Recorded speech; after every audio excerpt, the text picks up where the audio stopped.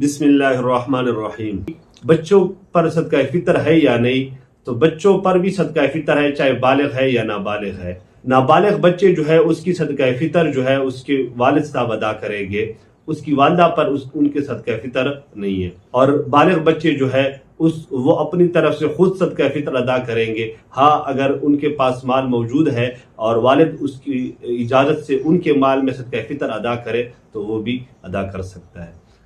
और सदका फितर नाबालिग बच्चों पर तब वाजिब है कि उनका जो माल है उसकी मिकदार 52.5 तोले चांदी के बराबर हो, तब उसके ऊपर सदका फितर वाजिब होता है। वो सदका फितर इनके वालिदैन अदा करेंगे, वालिदैन में से वालिद साहब अदा करेगा। वालदा के ऊपर ये जिम्मेदारी नहीं है, सिर्फ ये वालिद साहब के ऊपर है कि वो अपने नाबालिग बच्चों की तरफ से सदका फितर अदा करें। अगरचे उसी वक्त वो पैदा हुआ हो, उलमा फरमाते कि इस पर भी सदका फितर वाजिब है।